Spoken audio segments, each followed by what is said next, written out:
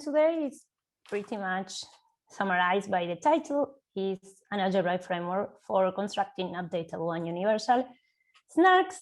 I will skip the zero knowledge part. I'm sorry. So for pairing-based SNARKs, starting from interactive proof system, we have moved through zero knowledge proofs for all NP languages.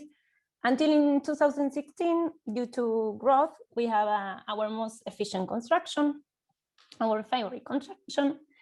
And until that moment, we have a problem, because for this argument to work, both proof and verifier need to share some public information, the CRS or SRS, and this information need to be secret, need to have some secrets, and thus it has to be generated by a trusted party, which is highly undesirable in our setting.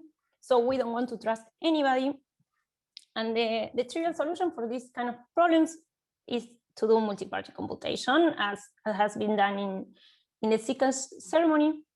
But still, when we use these arguments to prove, for example, circuit satisfiability as a representation of NP problems, the problem is that we have to run one of these ceremonies for each different circuit, right? So this multi-party computation works, but generates circuit-dependent CRS. Again, this is very inefficient. So in 2019, Gross et al. Presented an alternative solution to this problem that is called universal and updatable CRSs, and thus from there we can build zero knowledge SNARKs. So if the multi-party computation model looks like this, so we have some parties that interact to get one output, the updatable model looks like this. So we have the same parties, well, not the same parties, we also have parties that get involved in the generating of the parameters, but they work one after other, they don't need to be online altogether. And also, at least as soon as at least one person is trusted or honest, we can rely the CRS. And what is even better, wait a second, there is somebody that is not muted. Is it possible? Oh, it might be me. Perfect. So the nice part is that this CRS is universal. It means works for every circuit up to some size. And now we have solved both problems. So we don't need to trust somebody, but also we don't need to perform an entire ceremony just for one circuit. So this is basically the difference with multi-party computation, the circuit-specific part. So the motivation for this work comes or can be represented very well in Ishai's words in both a talk he gave in this workshop 2 years ago and an article he wrote for the blog. And he says, okay, it's good, it's great, we have a lot of research on zero knowledge, we are there, especially in SNARKs, but comparison is very difficult. And it's very difficult for two reasons. First of all, because there are many things to compare, cryptographic assumptions, the efficiency, the trust models, but also because SNARKs construction come as a whole, right? So here we have the argument, and we don't use we don't isolate techniques, we don't separate it in parts, they are not very modular. So what he proposes, and we think makes a lot of sense, is okay, we should go as modular as possible in order not only to compare but also to focus on improvements, and why not to mix and match these arguments to really extract the best of each of them. So nicely, the community is on it. So nowadays, all constructions starting from Sonic follow some blueprint where we have an information theoretical object that is called many ways, but it's usually an oracle, holographic proof. We use a polynomial commitment as a cryptographic compiler, and we get our argument for circuit satisfiability, our zero knowledge SNARK. So what is an holographic proof? So this information theoretical object that we have in most of the constructions. In an holographic polynomial proof has three main algorithms. First, we have an indexer that computes some relation-dependent polynomials, so some polynomials that describe the circuit. Then the verifier and the prover interact, and prover send messages which may include polynomials, will include polynomials, right? And the holographic part is that the verifier has oracle access to these sets of polynomials. Both the ones that are sent by the prover are the ones that are computed by the indexer. This is important because we don't want the verifier to really have to evaluate or to read this, the circuit or these polynomials. So this is a thing to have in mind. After the compiling, and actually what the verifier has is the prover opening polynomials at different points. But for now, in the information theoretical work, we have this. So as I said before, this is the blueprint followed by all zero knowledge constructions for SNARKs that are updatable and universal, at least that we know, except for the seminal work. So what we asked ourselves when we were like studying or trying to compare or extract ideas from this work is like, can we break down this information theoretical component even more? So nicely, the answer is yes. So what we do is break circuit satisfiability in three main algebraic components.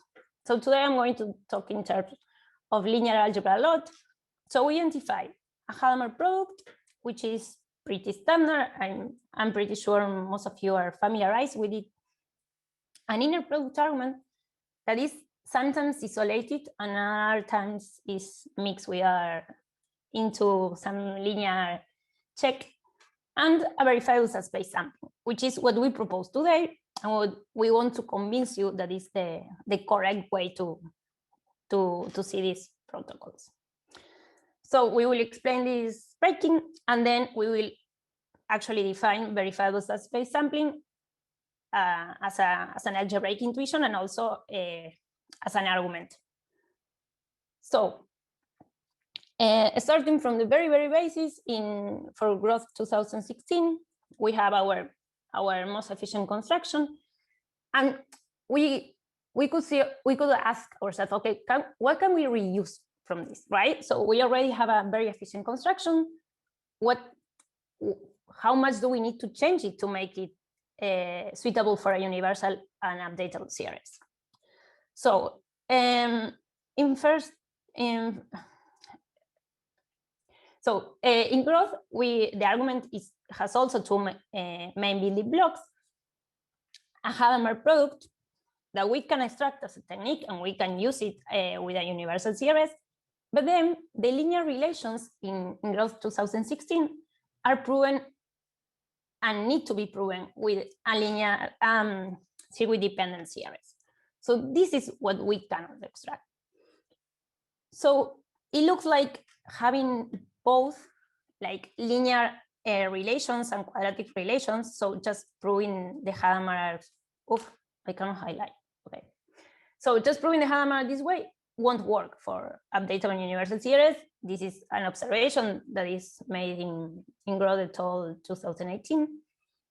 So what a natural way to overcome this would be, okay, let's separate. Okay, I'm missing some slides. No, sorry. Okay, so I say that we can extract the Hadamard product argument from growth. So how does this work?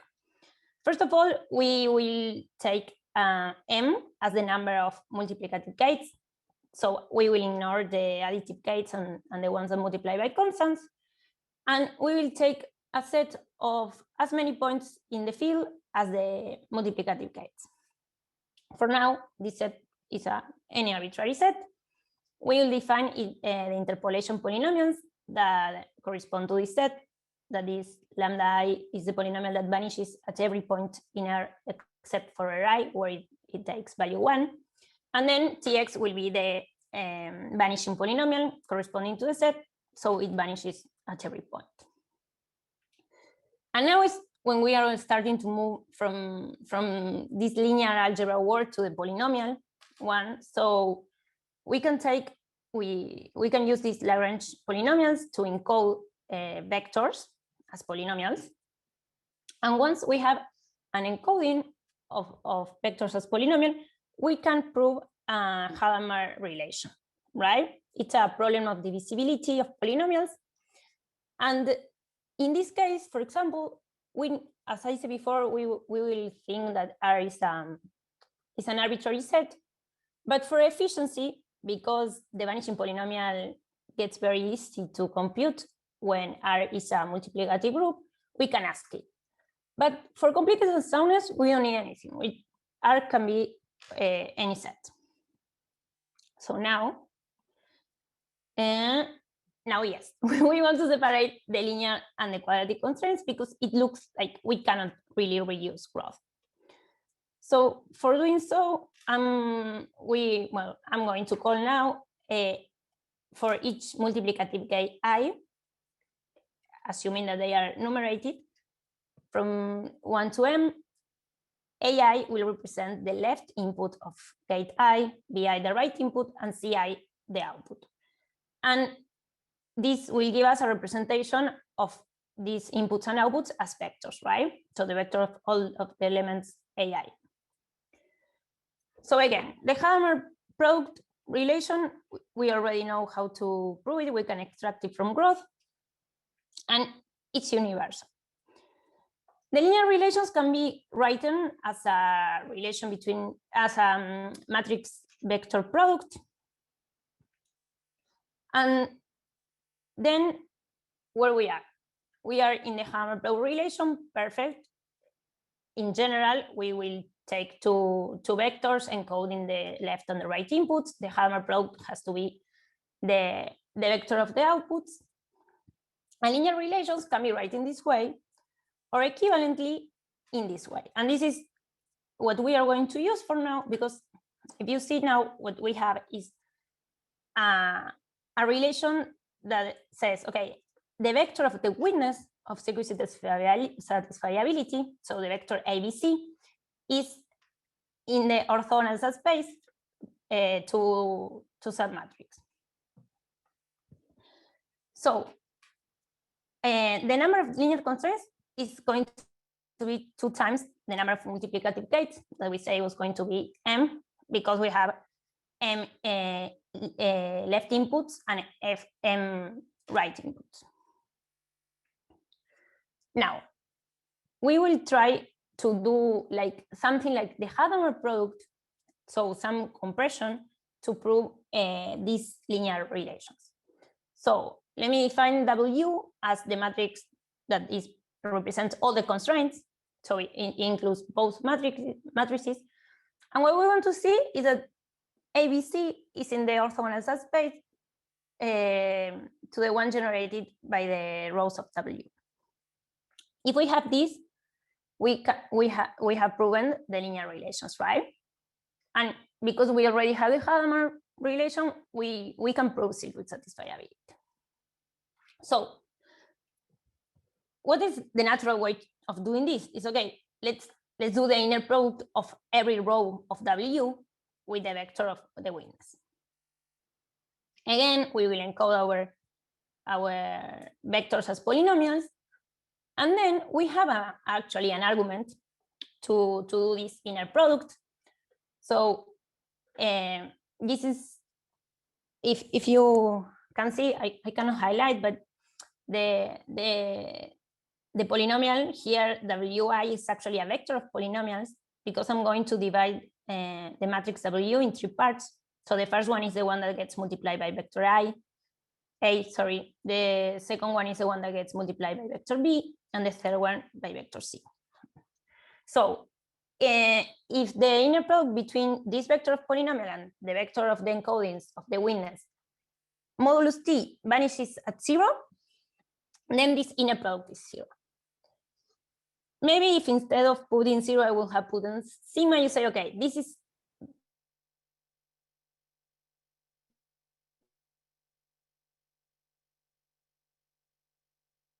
particular argument is a corollary, but in Aurora's univariate sum check,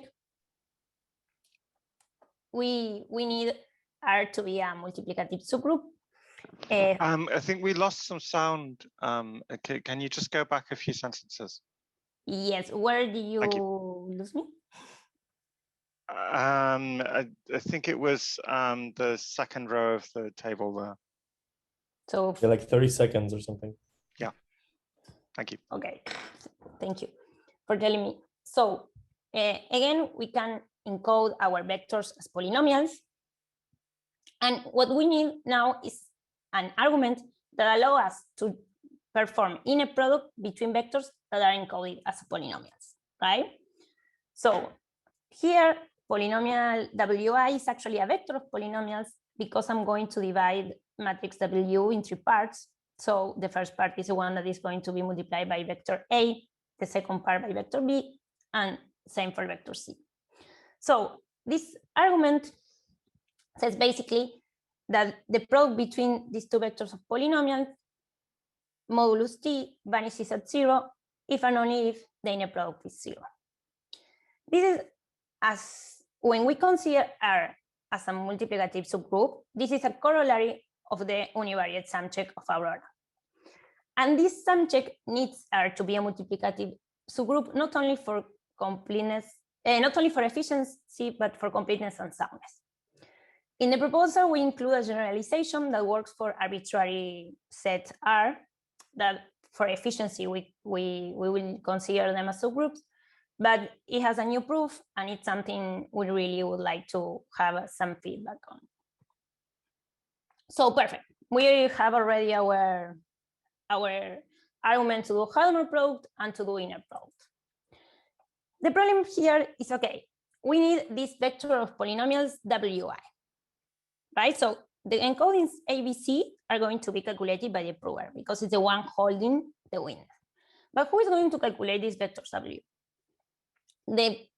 I say at the beginning that we have an indexer that calculates polynomials that describe the circuit. So this is our candidate. The indexer could do this. But the problem is that here we have to prove 2 times m inner product relations. And we don't want to do that. We would like to compress this, right? To make an aggregation of these equations. And here is where we bring verifiable subspace sampling to the game. So intuitively, we need to prove this equation, right? So we want to prove that the vector of the witness is in the orthogonal subspace to the one generated by the rows of some matrix. A natural way to aggregate this would be, okay, let's, instead of doing 2 times m inner products, let's sample a random vector in this subspace and check the inner product between that vector and our vector of witness and see if it is 0. If it is 0, then okay, with high probability, our vector is orthogonal to the entire space. So for this, we need to be independent of ABSC, and as I said before, like sufficiently random. What does it mean? How can we do a vector that has this characteristic? So what we are proposing here is, let's define some function that takes one challenge, one field element, and give us 2 times m coefficients for the linear relation, right? So to sample a vector in this subspace, we need to make a linear combination, and we need the coefficients of that linear combination to be random. So let's sample this vector with some challenge, right? That will assure us that these coefficients are independent from A, B, and C. And then we check one inner product relation, as we said before, with the argument coming from the sum check. Now, again, for that argument, we need an encoding of D, right? So we will actually have is a polynomial D that is an encoding of this vector that at the same time has been calculated by evaluating some function in a challenge. So actually, what is D is the partial evaluation of a bivariate polynomial, right? Where our bivariate polynomial has this form. For example, this sampling function could be, okay, I take one challenge X and I give you the Lagrange polynomials evaluated on X, or the powers of X for the monomial basis. Great, we are almost there. But who samples X? Where does X come from? The index. Why not the indexer? So the problem is that X needs to be secret, right? So if we ask the indexer to calculate X, it's perfect, it can do so. But then we will have a quadratic CRS. And this is what happens in the seminal work of Updatable and Universal SNARKs by Groth et al. In 2018. It has a quadratic CRS because the indexer is the one that calculates this secret. Well, the prover, of course, we say that we want X to be independent from ABC, so no soundness here. Okay, then the verifier is the one that is going to choose X during the interaction. So great, our verifier gets X, but who is going to do the partial evaluation? Not the verifier. We need linear work and linear memory, right? So I apologize here for the notation, but yes, we will evaluate Y in small x. So perfect, our verifier will do this. So formally, what is a verifiable subspace sampling? So the verifiable subspace sampling tries to capture this procedure and is a polynomial holographic proof is because the challenge, the relation is defined during the interaction. It's defined after the challenge. But it also has an offline phase where the indexer outputs some polynomials that describe our matrix. In the online phase, prover and verifier interact for two subphases. First, the sampling. So the verifier will choose a challenge X and will send it to the prover, and the prover will send back the encoding of the vector D sampled according to X. And if in a proof sampling phase, the prover will try to convince the verifier, hey, this is actually the encoding of the vector you asked me to calculate. Later, the verifier will say if it accepts or not this vector D. And as I said before, with verifiable subspace sampling, we capture something that has already been used. It's implicit in many constructions, and it's a common strategy. So in our constructions today, we have a setup that has the universal CRS. In a pre-processing phase, we get a set of polynomials that I call here W. And during the online phase, what happens is that the verifier sends a challenge and the prover calculates a partial evaluation and sends this encoding to the verifier. This last step sometimes is not implicit. It's not explicit, sorry. Well, it's not there. Actually, D is not sent. But then what happens is that the verifier sends another challenge and the prover replies with the evaluation in both points, right? And there starts the proof of correctness of this evaluation. What is, for example, in Sonic called the signature of correct computation. And in the decision phase, the verifier decides if it accepts or not. And as I said before, this P is a proof of evaluation that is actually another argument, another interaction between prover and verifier. So what do we have until the date for verifiable subspace sampling? So in Sonic, as I say, we have two. We have one for the succinct mode, and we have the amortized one. The amortized one, well, the succinct one works only for a very specific polynomial, but the amortized, even though it's presented in the monomial basis, it can be implemented in Lagrange basis super easily. In Merlin and Lunar, we also have an implicit verifiable subspace sampling, with the drawback that it needs a multiplicative subgroup that has the size of the sparsity of the matrix, and the indexer needs to output quite a few polynomials. In a full work of our proposal that hasn't been submitted to this workshop, we present two. One that is an extending better bond sampling, so algebra as I did most. And then we present one that is inspired by Merlin's encoding, but gets quite smaller CRS, and also will like modularity from very simple building blocks. So I hope with this, I have convinced you that verifiable subspace sampling are actually being used, and that it's important to treat them. And if I haven't, I will try one more time now. Oh, no.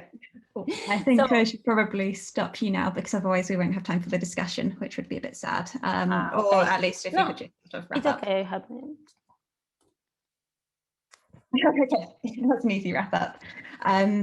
Actually, Dara had quite an interesting question fairly early on about whether we should unify AHPs with IOPs. Do you have any thoughts on that? I have some, well, I will keep sharing.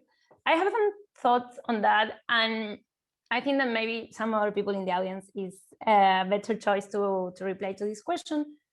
In our protocol, in our work, we choose to use polynomial holographic proof because they allow for a little bit of more flexibility, and because verifier can also send field elements, and I think that we should unify it, and it's not difficult. We just need a definition that is like includes everything, right? So a definition that is flexible enough. Okay. Does anyone else in the audience have opinions about this?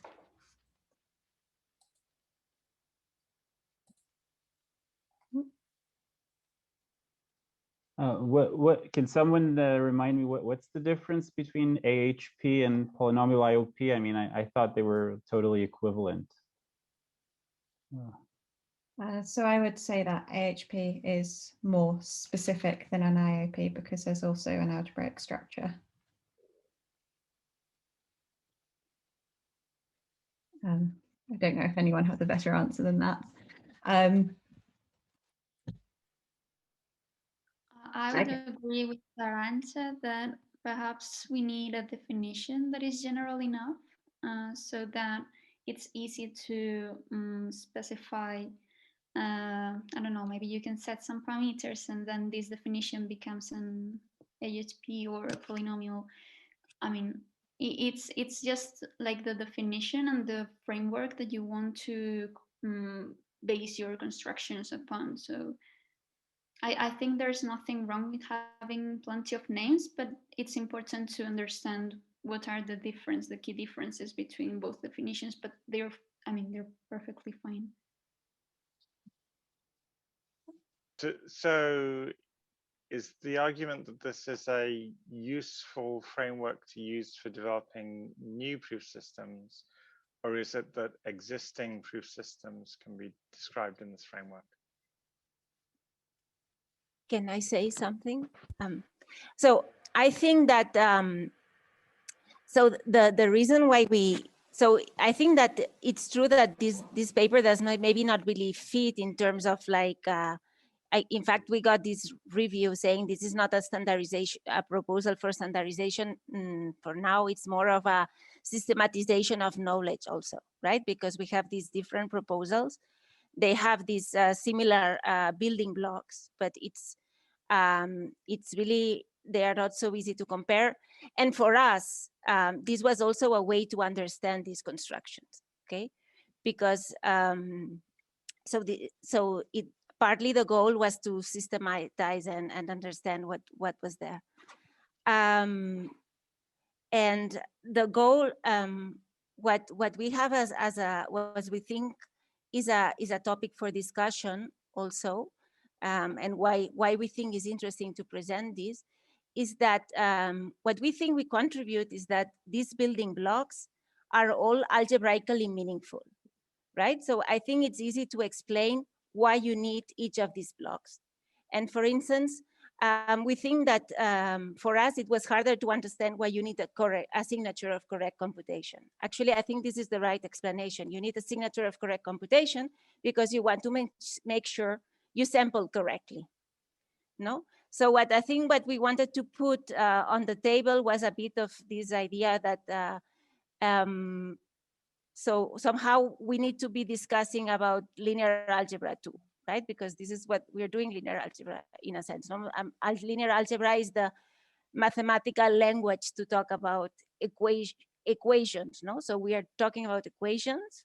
So if we have building blocks, do they need to have like some algebraic meaning? Sorry, but so I see that it's a bit, it's something to discuss, but I see that this is not, of course, not something immediate that you can really put in a.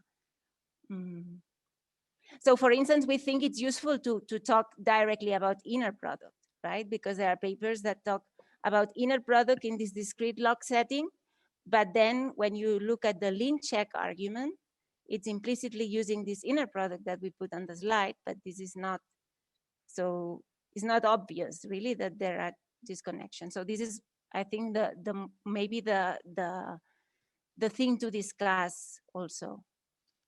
Yeah, I think in general, the linear check is often the more difficult one. One of the points we had for discussion, which I actually think is really interesting, so I'd like to make sure we get it in while we have time, is how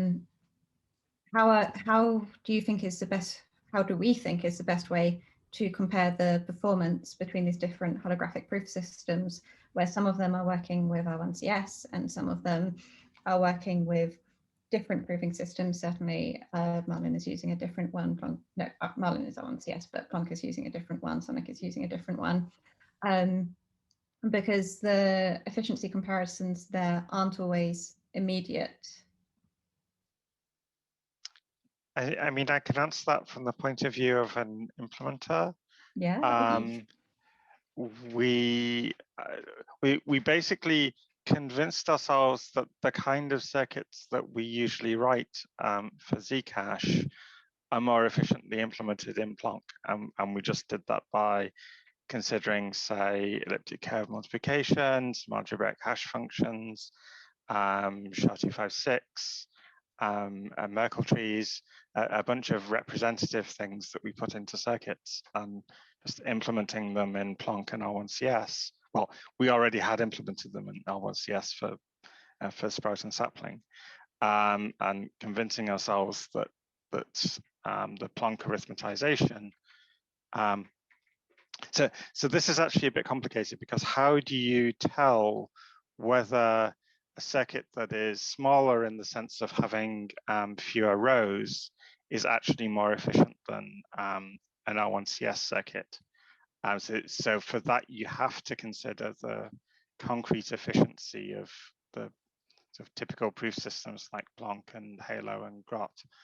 And that's the only way you can do it. But for the Plonk style arithmetization, you've also got to consider the number of columns, because you have a trade-off between the number of rows and the number of columns. I'm so sorry, the terminology I'm using is not the same as in the Plonk paper, but hopefully it's clear to people what those mean. Columns are wires.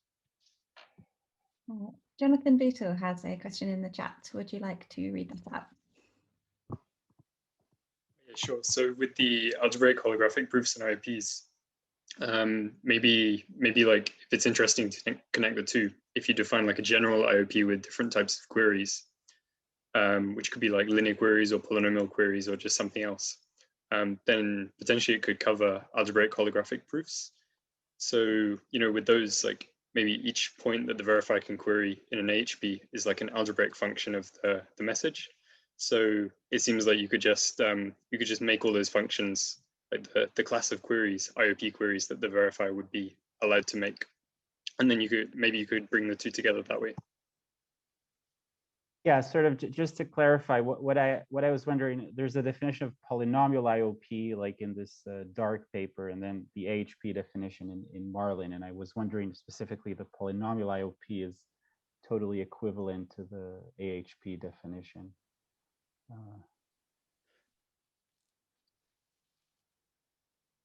Yeah, I mean, yeah, they do seem really close. Is there any reason why we have these two sets of definitions other than the fact that the papers were written in parallel? I cannot say about polynomial IOPs and algebraic holographic proofs, but the one we use in our paper is polynomial holographic proofs. So it's presented in Lunar, and the reason why they didn't use the others is because they weren't like flexible enough, and they wanted to let the verifier query in different ways. So that's what I can reply. It was because they need some extra, well, maybe a nice concept better, but they need some extra flexibility. Yeah, we need it as well. That's why we use that one. I mean, it seems like for a standard, it would be useful to have an explanation of how these frameworks differ and which ones generalize other ones.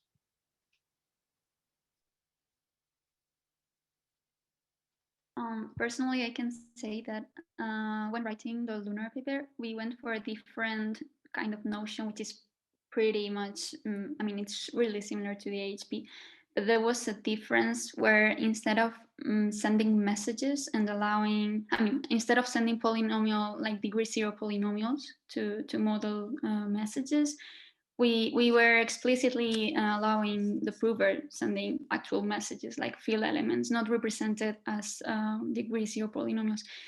And that was essentially easier for us to define then a different notion of, like, more fine-grained notion of zero knowledge, and essentially it was easier than for us to model well, the behavior of the construction. Yeah, but it's true that when you have some works that are being done in parallel somehow, and then one gets published before, then you're like, oh, this could be a good way to then solve a different thing, and somehow you get some feedback from this. But I mean, I guess perhaps now it's a bit too soon to standardize these notions, since it's a really, I mean, it's growing so fast that perhaps we want to wait for some more ideas to come in, right? I would just add in this regard that I think in the spirit of what was said, like I think Arantxa mentioned that, or Carla, that it wasn't exactly a standard, but more like a systematization of knowledge, or maybe like a way to use it to motivate to understand better certain frameworks or certain constructions. And in that respect, this is actually exactly sort of the way that we imagine the reference document being used for, right? And actually, we'll talk about it on Monday, but for the past few months, the editors and other contributors have been working hard on like applying that original sort of modular framework for the paradigms between information theoretic compilers and sort of, or information theoretic proof systems and cryptographic compilers, and put it down like specifically in documents, right? So we go through IOPs, polynomial IOPs, PCP based, and all of these kind of different paradigm behaviors. And I think this would fit pretty well in that context because it's sort of a lower level of modularization, right? I hope to hear what people think about that. I mean, a difficulty at the moment is that you can have basically the same circuit and you will have to compile it differently for different proof systems. And some of those differences are just not essential. That we could define a they're just an artifact of the way the fact that there's little agreement on how to describe circuits apart from R1CS. I mean, one thing I would say is very useful about all of these systems is certainly when we were writing Sonic and we were literally saying this is what the polynomial commitment looks like, it made it quite hard to separate the reasoning about the polynomial commitments from the reasoning about the algebra which is underlying it. So I think that there is a lot to be said for having some agreement on the right way to write that as well, because certainly lots of people have very nice ideas about exactly how to present these things in the correct way, and we've got lots of competing suggestions, but sometimes it's sort of equally nice to not have to do that and to be able to choose one off the shelf. Yeah, for me, it's been slightly unclear as to how particular information theoretic proof systems depend on the polynomial commitments, because sometimes they do depend on particular sort of algebraic properties or security properties, as not always clearly explained.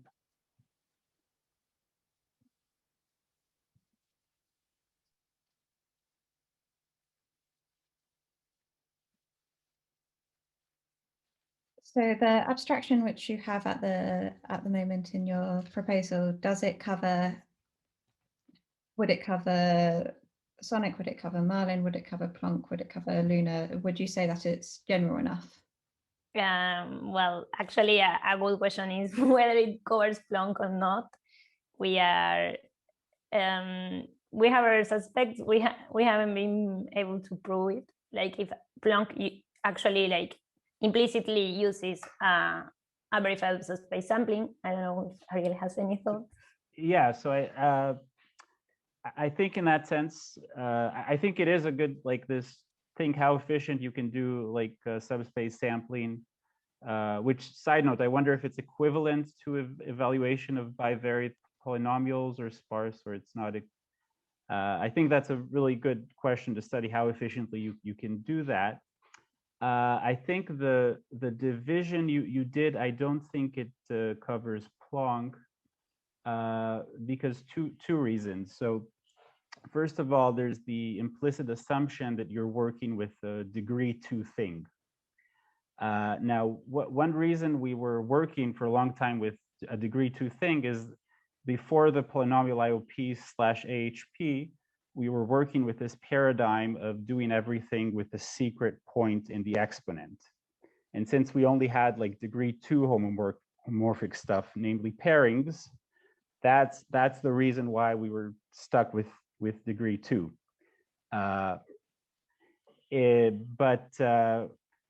Right when we moved to this polynomial IOP paradigm, where instead of a secret point, you're doing a random verifier point, then there's no reason to have degree 2 things and not 3 or 4 or 5, which Plonk and its variants use. So if you're trying to capture concrete efficiency, then this difference between the verifier equation of degree 2 or 3 or 4 or 5 is a big difference. So when I said earlier that you have the number of rows and the number of columns, that the maximum degree of the polynomials is effectively another dimension, and you can trade that off as well. The maximal degree of the polynomial. So in Plonk, for example, if you're using custom gates, then the maximum degree of those gates, you can trade that for the number of columns, because you cannot, if you have a high degree polynomial, you can always define some intermediate variable and reduce the degree and increase the number of columns. Yeah, you can do so, right? So yeah, so like if you don't care about exact constants, yeah, but if you do try to capture things up to exact constants, then yeah, the degree matters.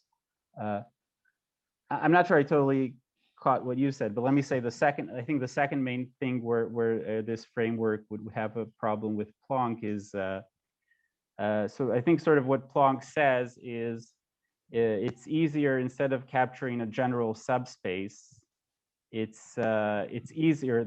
There's more efficient ways to just capture permutation arguments, which are sort of a special case of linear relations, right? They're linear relations where you don't have some AI xi equals something. You just have x7 equals x5. That's and sort of what Plonk says. Well, if you just care about these linear relations that are a permutation argument, you have a more efficient thing, this thing based on Bayer-Grotz and grand products. And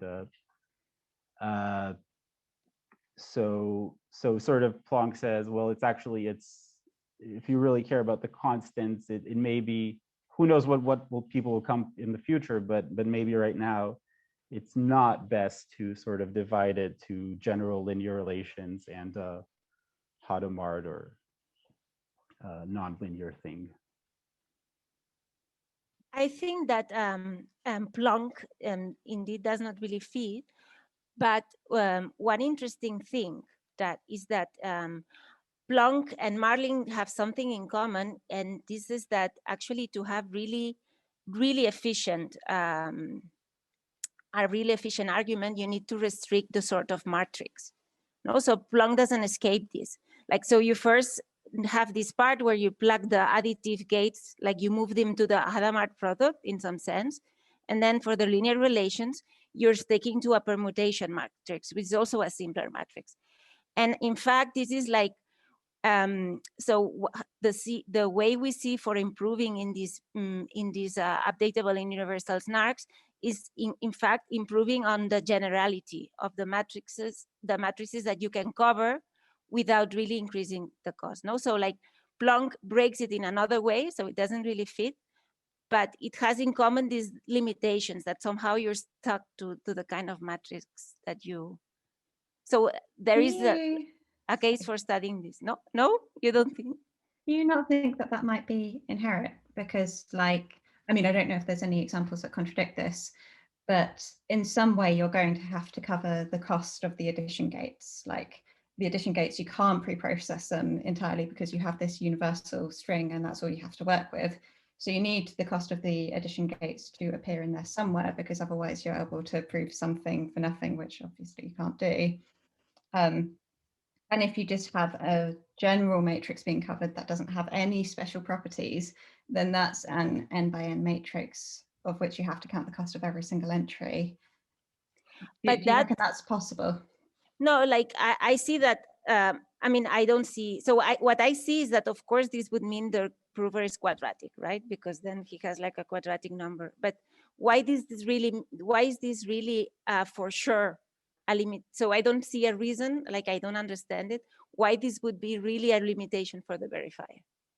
You know, I mean that there are lots of restrictions that you could think of on matrices between being completely arbitrary and between what Plonk users say. The reason I was saying this is because the verifier at some point has to process the relation, including all multiplication and all addition gates. And if you're doing it in Grot 16, you have this advantage being that you can pre-process it at the start. But if you have something that is universal, then you can't really pre-process those addition gates in order to be able to describe the relation because it's universal. So where would that work come in? But I think Daira made a really good point that actually there are different types of succinct. So it's like, it seems like you have like an inherent limitation on that you need some kind of matrix that has some compact representation, but maybe in fact, it's actually, we noticed that, like, I think it's not a very useful result, but in fact, you can see that if you have a matrix with low tensor rank, that is not necessarily a sparse matrix, you can get something like this, no? So I think this is also a good point from Daira, that there are different ways, no? That there are different structures which of course, probably in practice, nothing is structured. I mean, apart from sparsity, but I don't know. I mean, I think it may be actually that you can describe most proof systems with a linear component.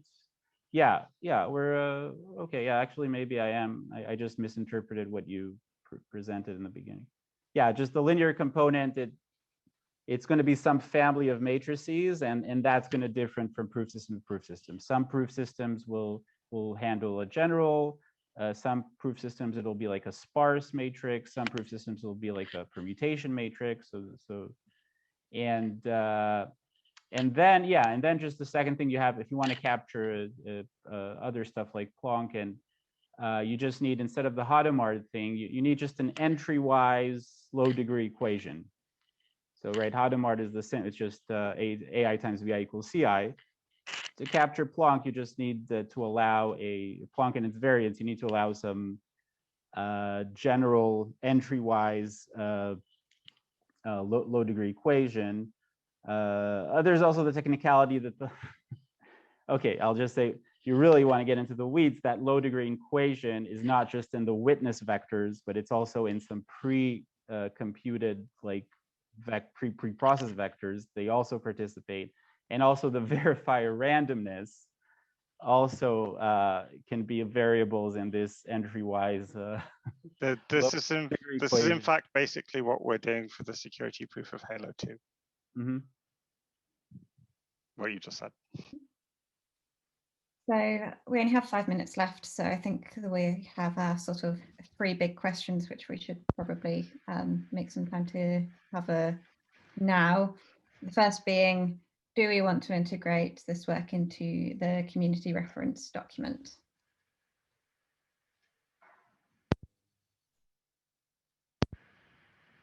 I have a question. Okay, is it a kind of question that can be asked and answered with us still being able to decide on integration? It's actually concretely to Luna and not standardization efforts at all. So it's because as I understood talk, and I lost a few minutes because I dropped connection. So as I understood, Luna offers an alternative way to make the subspace sampling verifiable. So alternative in the sense for Martin does it just paraphrases as said also in the talk to show its equivalent, or let's say reduced to bivariate polynomial evaluation. This bivariate polynomial evaluation is proven using a sum check argument over an appropriate sized domain which covers the sparseness of the matrices. So just in short, is the approach Luna chooses differently to Martin? Is it I mean, is it not I mean, does it also prove bivariate polynomial evaluation just in a different way, or how does it work?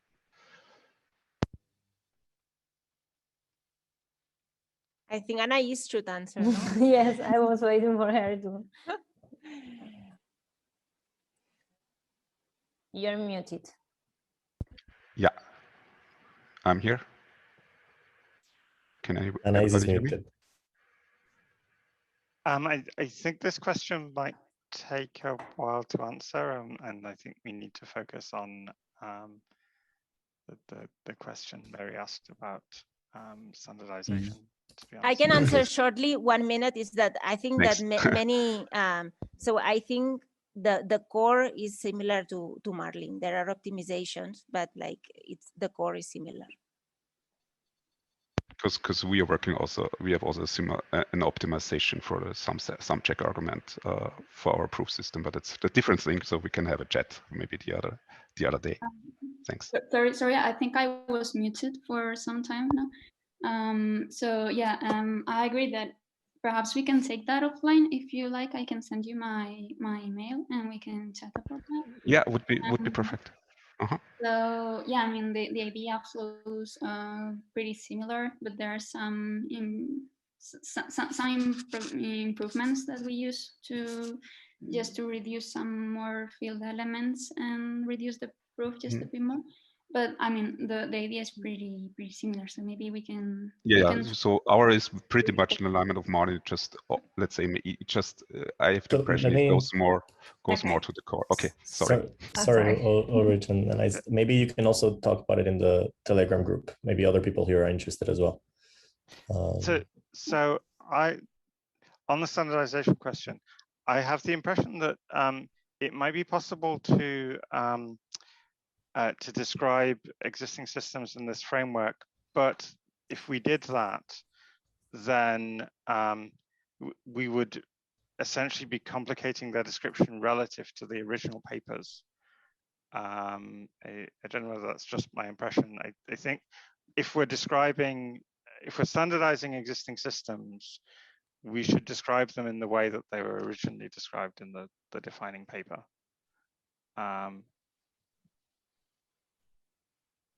Well, maybe the question is, does this alternate way of describing them help people understand it better? Does it highlight different sort of aspects of or properties of the system that even security-wise that weren't as easily understood, right? I remember like a few years back, before there was like several ways of new systems, proving systems paper, security proofs were extremely difficult to parse and understand, right? So if suddenly, I don't know, Pinocchio had to be standardized, we would have some fun times trying to describe it as it was originally described, right? So that's a very I think there is a question here also as well of I mean, building up on that, Dara, that whether we can actually describe sort of every proof system in this framework, right? And whether it's in every case it's sort of an improvement of the description, or does it help highlight things, or does it complicate it? I mean, there's all these questions that I think are the question of if it would cost some efficiency loss in order to describe all of the systems in a unified framework. Is that worth it? Because I think depending on the efficiency loss, it might be. I don't think we lose anything, because we took care of. So we took care of not losing, like simple tricks, like for instance, replacing C times A times B, you can do things. But I do think that I don't think this is something systematic that you can apply every time. So that was also not our goal, I don't think. That's a problem, for example, in the sense we cannot explain Plonk this way. So for sure we cannot explain every construction this form, but also, for example, you could have amortized Marlin, why not? And for doing so, what you have to do is just use the verifiable suspect assembly of Sonic as in the R1CS constraint system, and in the final algebraic holographic proof of Marlin. So by isolating these techniques, by separating, first of all, the security proofs gets way easier because you prove the security of the verifiable suspect sampling. The inner product is very, very standardized. With that, you have the linear argument. The Hadamard product gives you the final security proof, and it gets actually simpler. But well, yeah, it was not our goal to really standardize the way to explain all zero-knowledge SNARKs, but we really think it helps to compare, to combine, and to focus on what has to be improved, right? So that point about security proofs raises a question to what extent are we providing security proofs for all of the systems that we standardize and checking those proofs? We should go back to this question. We're running out of time, and okay. We need to. It's an important question, but yeah, we're out of time. My general impression from what I've been hearing at the moment is that maybe if we do standardize this, it would be better as a separate document, if nothing else, because we haven't really converged on what exactly the standard should look like. Would that be everyone else's impression as well? I mean, to be completely fair, it is also okay if this is not yet standardization ready. It definitely is an excellent, topic of conversation and discussion, and we can continue discussions without kind of putting the burden on ourselves to make it a standard when not everybody sees it this way or something. Unless I'm far off and others have a completely different opinion. If we added sort of a summary of this in the reference document, it wouldn't necessarily be as a standard per se, maybe as a way to say, this kind of framing for these specific types of schemes could be interesting, could be worth exploring, things like this. I personally think that would be valuable. Maybe Eran, would you like to? So yes, and we are currently doing an extensive rewrite of the construction sections of the reference document, trying to put things in a coherent framework, extending the work that Yuval Ishai has done on this. And I think that the framework aspects of what we just heard suit that extremely well. And I think we should integrate these ideas into explaining didactically this as well as other schemes, and contrast it with things that fall outside the framework, exactly like Ariel described earlier, to help people calibrate their framework and mental view of what these schemes, how they compare.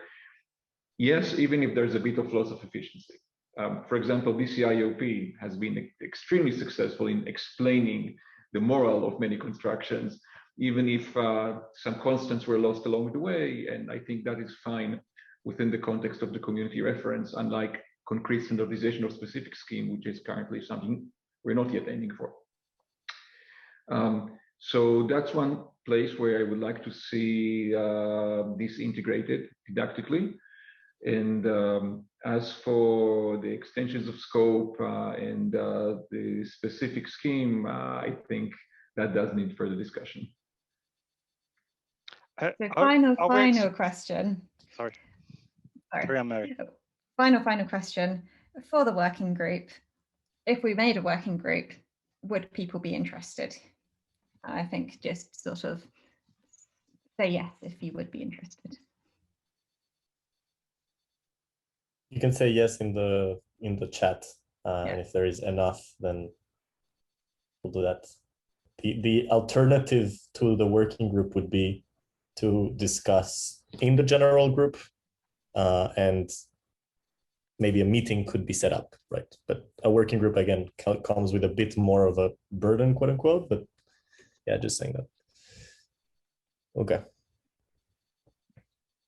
I don't feel as though I can tell yet to what extent this should be part of the standard. No, but Okay, so I think, okay. So just one last comment, that what I do think that maybe, I don't know if this is a working group or whatever, but I do think that there are many different things, many things that are the same with different names. And not only algebraic holographic proofs, but also link check, inner product. And this is actually interesting that it's unified. So this is, I don't think this is a working group, but I just want to say that for me, the message that, and this is why it makes sense to explain it here, is like, let's stop having different names from the same things. that is a very, very valid point. Good point. And it reinforces, I think, the point that Enra and I are making, that this goes into the reference document, which is trying to aggregate terminology and make it really like, more synergical, right, or whatever, consistent. Yeah, I think that the insight that different schemes can be defined using different restrictions of the matrix is useful, and even if the rest of the this doesn't go in, then that's that insight could go in. Awesome. Okay, I'm going to sort of call it for this session. Thank you everyone for contributing, and huge thank you to Arantxa and Carla for the proposal. Arantxa and Carla, if you could make a Telegram group, that would be great. And yeah, thank you. Thank you so much again, and thank you, Mary, for moderating very impressively this conversation.